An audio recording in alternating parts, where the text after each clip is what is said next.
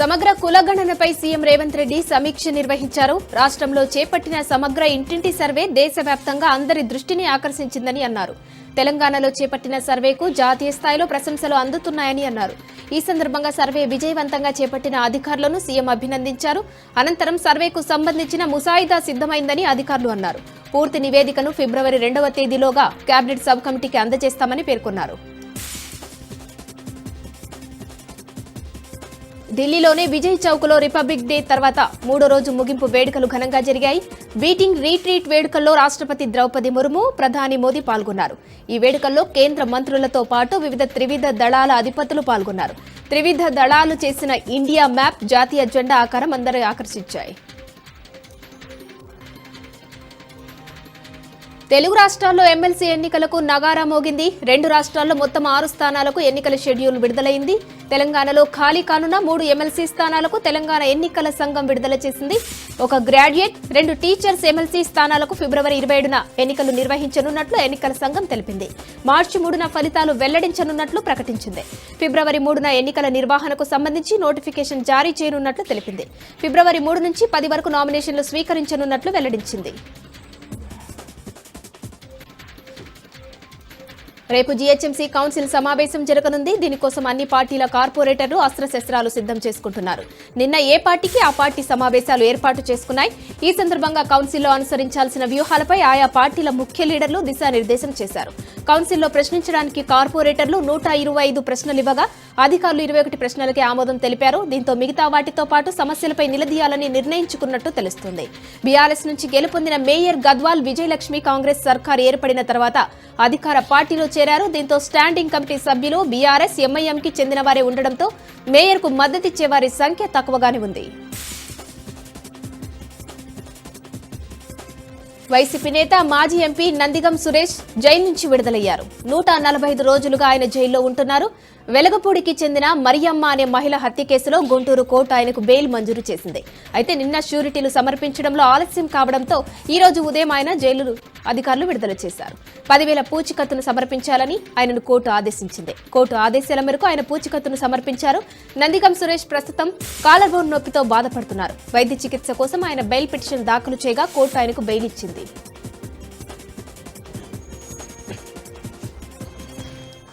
ఎల్లుండి నుంచి parliament budget సమావేశాలు జరగనున్నాయి. రేపు ఉదయం 11:30కు అఖిలపక్ష సమావేశం నిర్వహించనున్నారు.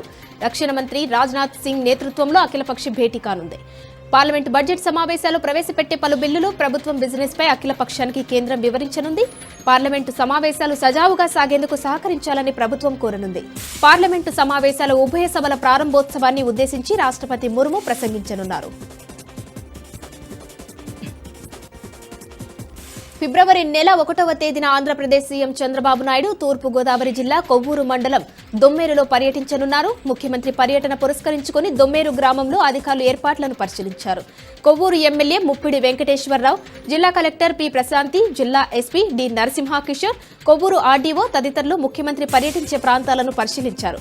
సభ ఏర్పాట్లను పర్యవేక్షించారు. లబ్ధిదారులకు సీఎం చంద్రబాబు పెన్షన్ అందజేయనున్నారు. అనంతరం దొమ్మేరు గ్రామంలో ముఖ్యమంత్రి రచ్చబండ కార్యక్రమంలో పాల్గొననున్నారు. కేంద్ర మంత్రి బండి సంజయ్ గద్దర్కి పద్మశ్రీ అవార్డులపై చేసిన వ్యాఖ్యలకు మంత్రి కోమటిరెడ్డి వెంకటరెడ్డి ఓ రేంజ్లో ఫైర్ అయ్యారు. తెలంగాణ ఉద్యమంలో తన కాలికి గజ్జ కట్టి ఊరూరు తిరిగి ప్రత్యేక రాష్ట్ర ఆవశ్యకతను గద్దర్ ప్రజలకు చాటి చెప్పి వారిలో చైతన్యాన్ని నింపారని గుర్తు చేశారు. చనిపోయే వరకు ప్రజా సమస్యలపైనే పోరాటం చేసిన వ్యక్తి అని గుర్తు చేశారు. బాధ్యతాయుతమైన కేంద్ర మంత్రి పదవిలో ఉండి ఓ మహోన్నత వ్యక్తిపై అలాంటి వ్యాఖ్యలు చేయడం సరికాదని మంత్రి కోమటిరెడ్డి ఫైర్ అయ్యారు. AP deputy CM Pawan Kalyan కీలక నిర్ణయం తీసుకున్నారు. మాజీ మంత్రి పెద్దిరెడ్డి రామచంద్రారెడ్డి అటవీ భూముల ఆక్రమణలపై విచారణకు ఆదేశించారు. చిత్తూరు జిల్లా మంగళంపేట సమీపంలోని అడవుల్లో భూ ఆక్రమణల వ్యవహారంలో పెద్దిరెడ్డిపై ఆరోపణలున్నాయి. దీంతో అటవీ శాఖ ఉన్నతాధికారులకు పవన్ ఆదేశాలు జారీ చేశారు. విచారించి పీసీపీఎఫ్ కు నివేదిక ఇవ్వాలని ఆదేశించారు. అడవులను ఏ విధంగా ధ్వంసం చేశారో విచారణ చేపట్టాలని అధికారులను పవన్ ఆదేశించారు. పుంగనూరు నియోజకవర్గం పరిధిలో ఉన్న అటవీ భూముల వివరాలు, వాటి రికార్డులను పరిశీలించి ఆక్రమణల నివేదిక ఇవ్వాలని సూచించారు. భక్తులకు సీఎం యోగి ఆదిత్యనాథ్ విజ్ఞప్తి చేశారు. గంగామాతకు సమీపంలోని ఘాట్ వద్ద స్నానాలు చేయాలని విన్నవించారు. త్రివేణి సంగమం కేంద్రం వైపు వెళ్లి మొక్కులు చెల్లించడానికి ఎవరు వెళ్లొద్దంటూ భక్తులకు విన్నవించారు. అమృత స్నానం కోసం చాలా ఘాట్లు ఏర్పాటు చేసినట్టు తెలిపారు. అక్కడ స్నానాలు చేయాలని, కుంభమేళాలో ప్రచారం చేయాలని అధికారులకు సూచించారు.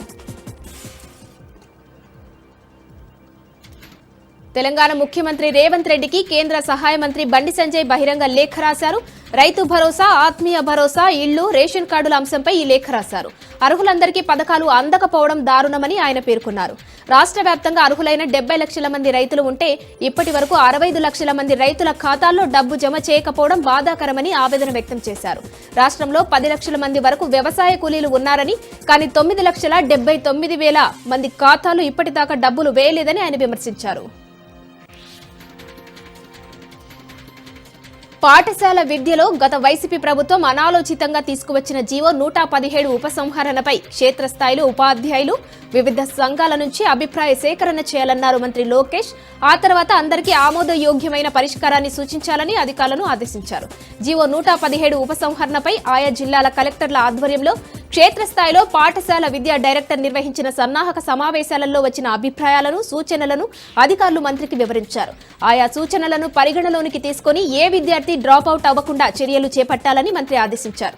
ప్రతి శనివారం నో బ్యాగ్ డేగా ప్రకటించి విద్యార్థులకు కో కరికులం యాక్టివిటీస్ రూపొందించాలని మంత్రి ఆదేశించారు.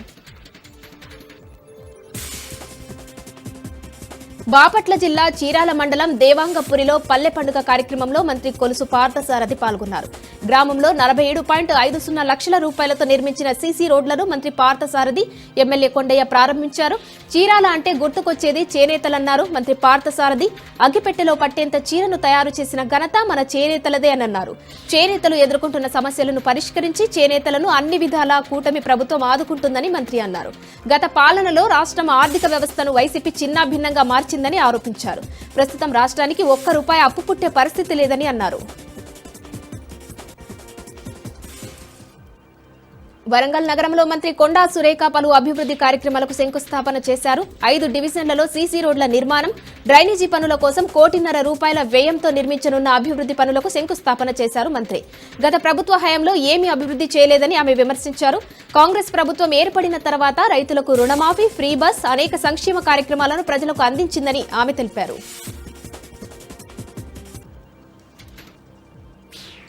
కర్నూలు జిల్లా కోసిగి మండలం అధికారులందరూ ప్రోటోకాల్ పాటిస్తూ రాజకీయాలకు అతీతంగా పనిచేయాలన్నారు. ఎమ్మెల్యే బాల నాగిరెడ్డి అర్హులైన పేదలందరికీ పథకాలు అందించాలన్నారు. ఎంపీపీ ఈరన్న అధ్యక్షతన ఎంపీడీఓ వెంకటేశ్వర్ల ఆధ్వర్యంలో ఏర్పాటు చేసిన మండల సర్వసభ్య సమావేశానికి మంత్రాలయం ఎమ్మెల్యే బాల నాగిరెడ్డి ముఖ్య అతిథిగా పాల్గొన్నారు. వైసీపీ ప్రభుత్వంలో కూడా రాజకీయ పార్టీలకు అతీతంగా సంక్షేమ పథకాలు అందించామన్నారు. మండలంలో త్రాగునీరు, పారిశుద్ధ్యం, ఆరోగ్యం తదితర వాటిపై ప్రజా సమస్యలను దృష్టిలో పెట్టుకుని పనిచేయాలని అధికారులకు సూచించారు. ప్రయాగ్రాజ్ ఘటనపై ప్రధాని మోదీ విచారం వ్యక్తం చేశారు. ప్రాణాలు కోల్పోయిన భక్తుల కుటుంబాలకు ప్రగాఢ సానుభూతి తెలిపారు. గాయపడిన భక్తులు త్వరగా కోలుకోవాలని ప్రధాని ఆకాంక్షించారు. సహాయ చర్యలు ముమ్మరంగా సాగుతున్నాయన్న మోదీ యూపీ సీఎం ఆదిత్యనాథ్తో ఎప్పటికప్పుడు మాట్లాడుతున్నారని తెలిపారు.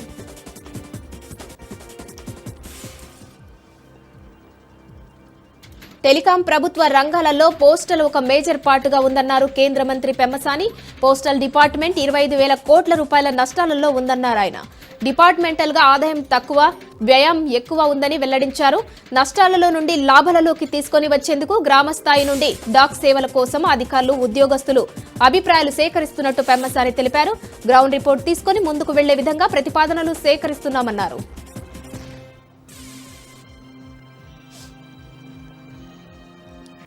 ఎల్లుండి టీటీడీ పాలక మండలి సమావేశం జరగనుంది. ఫిబ్రవరి 4న రథసప్తమిని పురస్కరించుకుని పాలక మండలి భేటీ కానుంది.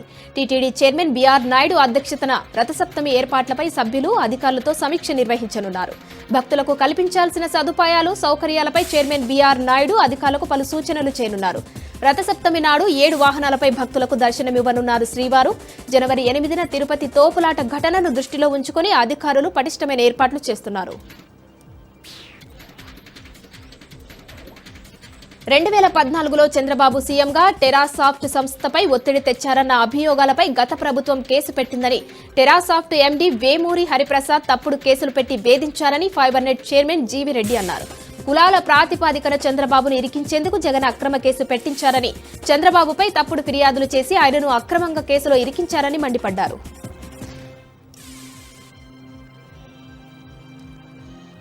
కేంద్ర రాష్ట్ర మంత్రులు అధికారులతో కలిసి జిల్లాను అభివృద్ధి పదంలో తీసుకెళ్తున్నారని అన్నారు మంత్రి కందుల దుర్గేష్.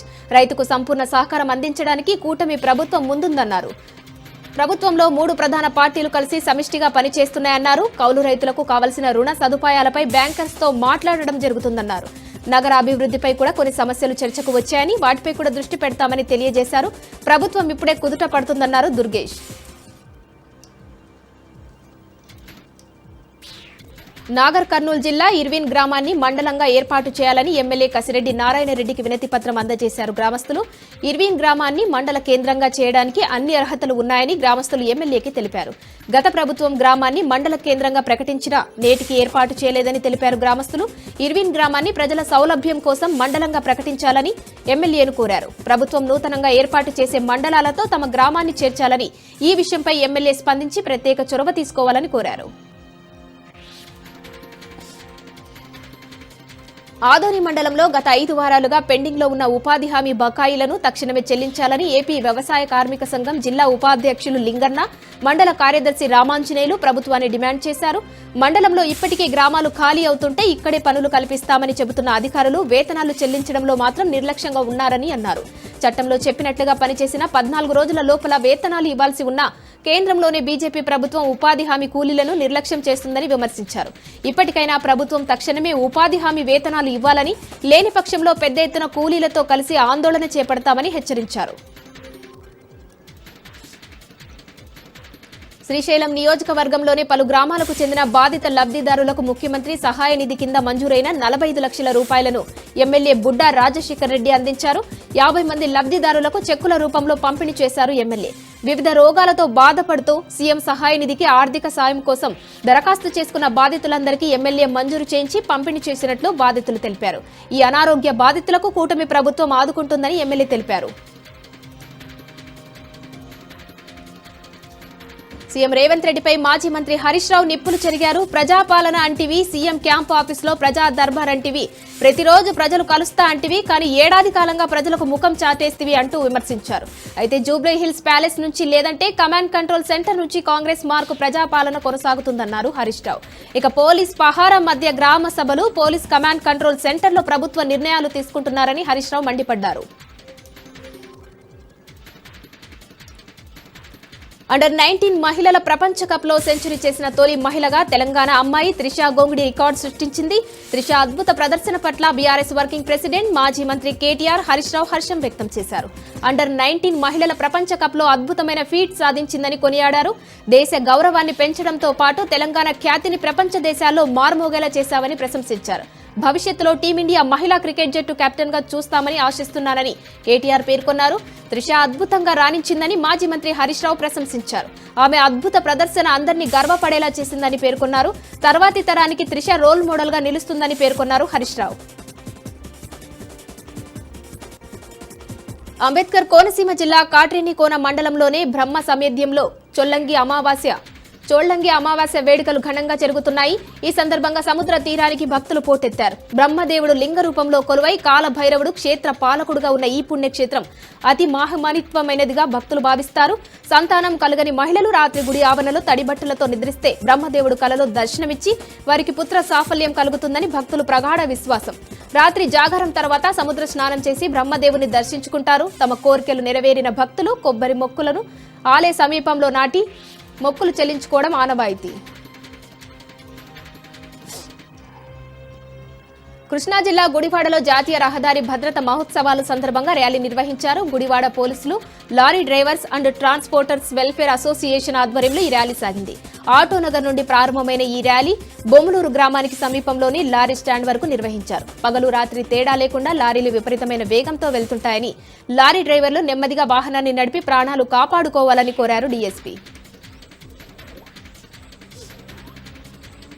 హైదరాబాద్ మెట్రో సేవలు ఉదయం కాసేపు నిలిచిపోయాయి. సాంకేతిక సమస్యతో మెట్రో ట్రైన్ బేగంపేటలో కాసేపు నిలిచిపోయింది. నిత్యం రద్దీగా ఉండే మెట్రో సేవలు నిలిచిపోవడంతో ప్రయాణికులు తీవ్ర ఇబ్బందులు పడ్డారు.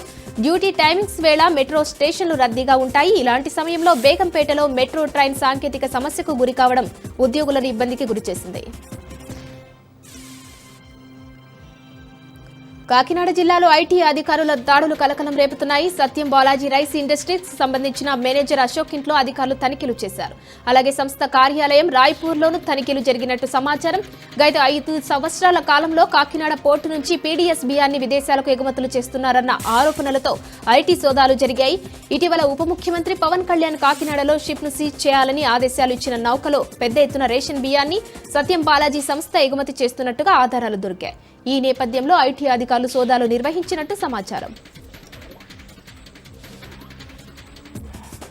ఏలూరు జిల్లా పుణ్యక్షేత్రం ద్వారకా తిరుమల చిన్న వెంకన్న ఆలయంలోని ప్రోటోకాల్ కార్యాలయం, వైకుంఠ క్యూ కాంప్లెక్స్, ఇతర ముఖ్యమైన ప్రదేశాల్లో క్యూఆర్ కోడ్లను దేవస్థానం అధికారులు ఏర్పాటు చేశారు. ఆలయ దర్శనంపై భక్తుల అభిప్రాయం తెలుసుకునేందుకు దేవాదాయ శాఖ అధికారుల ఆదేశాలతో క్యూఆర్ కోడ్లను ఏర్పాటు చేశారు. రాష్ట్రంలోని మిగిలిన ప్రధాన దేవాలయాలైన విజయవాడ, అన్నవరం, సింహాచలం, శ్రీశైలం, శ్రీకాళహస్తి, కాణిపాకం ఆలయాల్లో సైతం ఈ క్యూఆర్ కోడ్లను ఏర్పాటు చేసి ఆలయ దర్శనంపై సర్వే నిర్వహిస్తున్నారు. కరెంట్ బిల్ చెల్లించాలని అడిగినందుకు లైన్మెన్ పై దాడికి పాల్పడ్డాడు ఓ వ్యక్తి. మౌలాలి సెక్షన్ ఆఫీసులో పనిచేస్తున్న సురేష్ అనే లైన్మెన్ పై ఇర్ఫాన్ అనే వ్యక్తి దాడికి పాల్పడ్డాడు. ఈ సంఘటన మౌలాలి డివిజన్ పరిధిలోనే ఆర్టీసీ కాలనీలో చోటు చేసుకుంది. గతంలో కూడా మౌలాలిలో ఇలాంటి సంఘటన చోటు చేసుకుంది. విద్యుత్ అధికారుల ఫిర్యాదు మేరకు మల్కాజిగిరి పోలీసులు కేసు నమోదు చేశారు.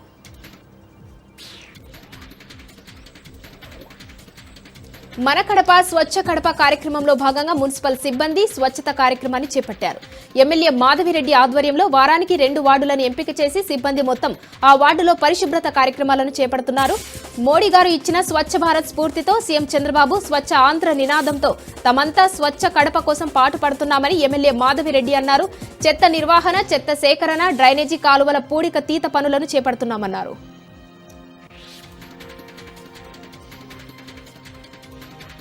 తిరుమలలో అధికారులు విస్తృత తనిఖీలు చేపట్టారు. పోలీసులు, ఆర్డీఓ అధికారులు ముమ్మర తనిఖీలు నిర్వహించారు. నిబంధనలు పాటించని వారిపై అధికారులు కొరడా జులిపిస్తున్నారు. 12 వాహనాలకు 47,500 జరిమానా విధించారు. వేణుగోపాలస్వామి ఆలయం వద్ద డ్రైవర్లకు ట్రాఫిక్ సీఐ నిబంధనలపై అవగాహన కల్పించారు. భక్తులతో మర్యాదపూర్వకంగా నడుచుకోవాలన్నారు.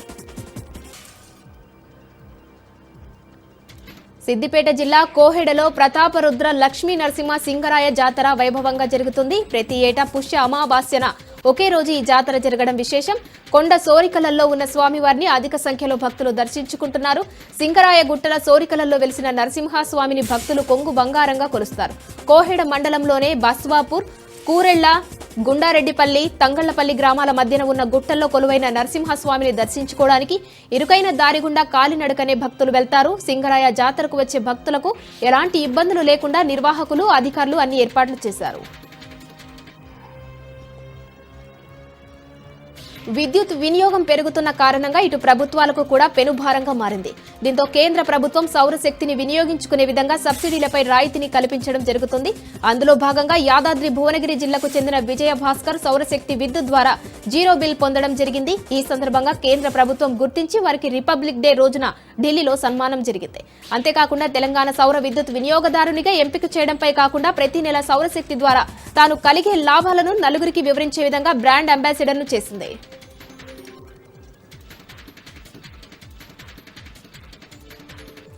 కర్నూలు జిల్లా ఆదోనిలో జాతీయ రహదారి మాసోత్సవాల సందర్భంగా పోలీసులు రోడ్డు భద్రతపై అవగాహన ర్యాలీ నిర్వహించారు. ఈ కార్యక్రమంలో విద్యార్థులు, డీఎస్పీ హేమలత, పోలీస్ సిబ్బంది ర్యాలీలో పాల్గొన్నారు. వాహనదారులకు రహదారి భద్రత నియమాల గురించి అవగాహన కల్పించారు.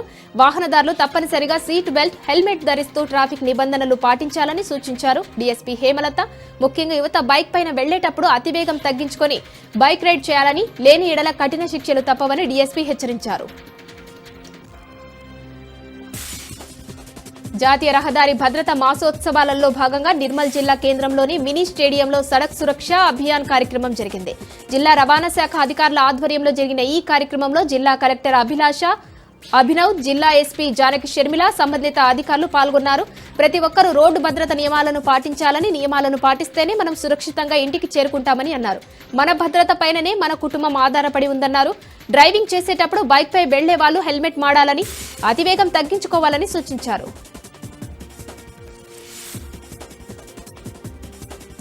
నాగర్ కర్నూలు జిల్లాలో వీధి కుక్కల పెరుగుదలను నియంత్రించడానికి యానిమల్ బర్త్ కేర్ సెంటర్ ను ఎమ్మెల్యే రాజేష్ రెడ్డి అదనపు కలెక్టర్ దేవా సహాయంతో కలిసి జిల్లా కలెక్టర్ బాదావత్ సంతోష్ ప్రారంభించారు. మున్సిపాలిటీ పరిధిలో పట్టణ ప్రగతి నిధుల ద్వారా 60 లక్షల రూపాయల వ్యయంతో కేర్ను నిర్మించామన్నారు. యానిమల్ బర్త్ కేర్ సెంటర్ లో వైద్య సేవలతో భాగంగా వీధి కుక్కలను పట్టుకుని జనన నియంత్రణ ఆపరేషన్లు, రేబీస్, పార్వో వైరస్, డిస్టెంపర్ వంటి వ్యాధుల నిరోధక టీకాలు, ఆరోగ్య పరీక్షలు అందించనున్నట్లు కలెక్టర్ తెలిపారు. స్టెరిలైజేషన్ ఆపరేషన్ చేసి తిరిగి వాటి సహజ జీవావరణంలో వదిలే విధానాన్ని అమలు చేస్తారని కలెక్టర్ తెలిపారు. కృష్ణా జిల్లా గుడివాడలో VKR అండ్ VNB ఇంజనీరింగ్ కళాశాలలో ర్యాగింగ్, సైబర్ క్రైమ్, డ్రగ్స్ పై పోలీసులు అవగాహన ర్యాలీ నిర్వహించారు. ఈ కార్యక్రమానికి Gudivada division deputy superintendent of police Shri Dheeraj Vinil విద్యార్థులకు ర్యాగింగ్ యొక్క అనార్థాలను గురించి వివరించారు. కళాశాలలో ర్యాగింగ్ పేరుతో తోటి విద్యార్థులను మానసికంగా, శారీరకంగా వేధిస్తే చట్టరీత్యా చర్యలు తీసుకుంటామన్నారు. ప్రతి విద్యార్థి తమ బంగారు భవిష్యత్తును దృష్టిలో ఉంచుకొని ర్యాగింగ్ కు దూరంగా ఉండాలని సూచించారు.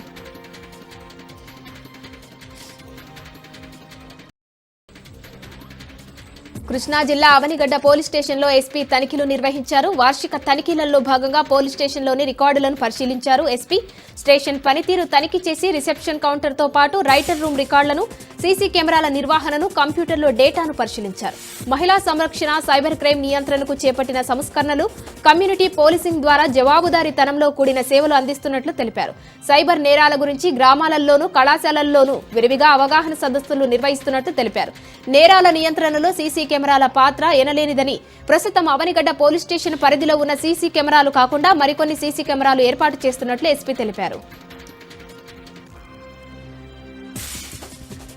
ఇన్సూరెన్స్ డబ్బు కోసం సొంత చెల్లినే కాటికి పంపాడు ఓ దుర్మార్గుడు. ప్రకాశం జిల్లా పొదిలి మండలం కాటూరి వారిపాలెంలో ఆలస్యంగా వెలుగులోకి వచ్చింది ఈ ఘటన.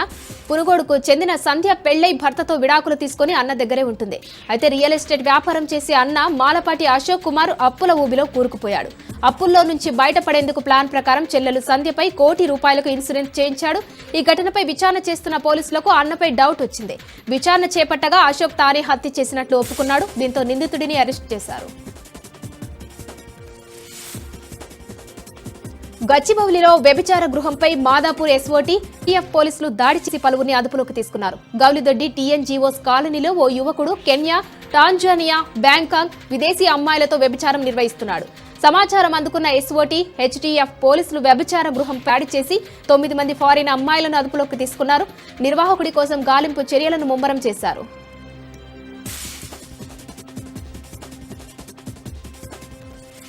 దొంగతనాలకు పాల్పడితే సొంత ఆస్తులను కూడా కేసులో అటాచ్ చేస్తామని జిల్లా ఎస్పీ సతీష్ కుమార్ తెలియజేశారు. 7 దొంగతనాల కేసులో 2ని అరెస్టు చేశామన్నారు ఎస్పీ. మొత్తం ఈ కేసులో 3 ముద్దాయిలుగా తేల్చామని, 2ని అరెస్టు చేశామని, ఒకరు పరారీలో ఉన్నట్లు తెలిపారు. అరెస్ట్ అయిన వారు ఆకుల శ్రీను, నాగదాసరి మహేష్లుగా గుర్తించామని అన్నారు. వీరిద్దరికి తోడు అల్లుళ్ళు ఉన్నారన్నారు జిల్లా ఎస్పీ. వీరిద్దరూ డ్రైవర్లుగా పనిచేస్తున్నారని, గుంటూరు, కృష్ణా జిల్లాలలో వీరు దొంగతనాలకు పాల్పడుతున్నారని తెలిపారు. వీరి నుండి సుమారు 318 గ్రాముల బంగారం, 1.5 కేజీల వెండి, బైక్ స్వాధీనం చేసుకున్నారు. మంత్రి సీతక్క ఎమ్మెల్యే స్టిక్కర్ వేసుకుని తిరుగుతున్న కారుపై విచారణ జరపాలని కోరుతూ ములుగు ఎస్ఐకి ములుగు జిల్లా బీసీసీల అధ్యక్షులు వంగ రవి యాదవ్ వినతి పత్రం అందజేశారు. TS02FB 8239 అను నెంబర్ కారు కలిగిన వ్యక్తి దాసరి రవి, తండ్రి ఆగయ్య ములుగు జిల్లాలలో అక్రమంగా ములుగు సీతక్క స్టిక్కర్ వేసుకుని తిరుగుతున్న కారును ఎవరైనా చూస్తే వెంటనే సంబంధిత పోలీస్ స్టేషన్లో ఫిర్యాదు చేయాలని కోరారు.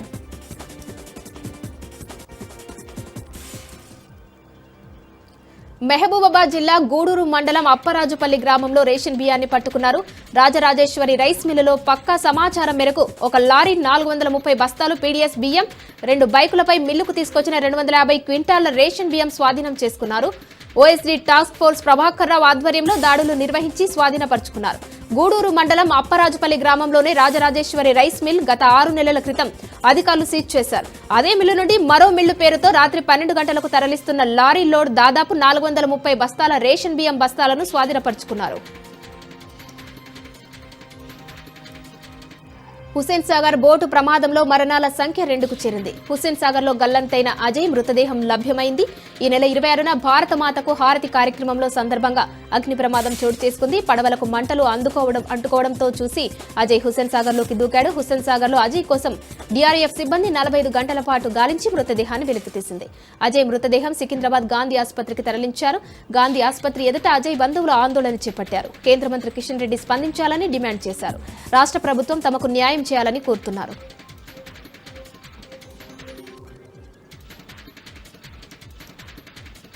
రాజన్న సిరిసిల్ల జిల్లా వేములవాడ పట్టణంలోని గాంధీనగర్లో చోరీకి పాల్పడేందుకు వచ్చిన వ్యక్తిని స్థానికులు పట్టుకున్నారు. తెల్లవారుజామున గుర్తు తెలియని వ్యక్తి చేతులకు గ్లౌజులు, ముఖంపై టవల్ వేసుకుని ఓ ఇంటి తాళం పగలగొట్టి దొంగతనానికి పాల్పడగా కాలనీవాసులు దొంగను పట్టుకుని చెట్టుకు కట్టేసి పోలీసులకు అప్పగించారు.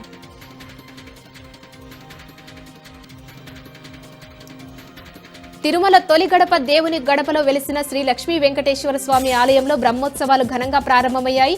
నిన్న సాయంత్రం అంకుర అర్పణతో మొదలైన బ్రహ్మోత్సవాలలో భాగంగా ఉదయం ధ్వజారోహణం నిర్వహించారు. 9 రోజుల పాటు జరిగే ఈ బ్రహ్మోత్సవాలలో రోజుకొక వాహనపై స్వామివారు మాడవీధులలో తిరుగుతూ భక్తులకు దర్శనమిస్తారు. తిరుమల తిరుపతి దేవస్థానం ఆధ్వర్యంలో జరిగే ఈ బ్రహ్మోత్సవాలను 9 రోజుల పాటు అంగరంగ వైభవంగా నిర్వహించనున్నారు.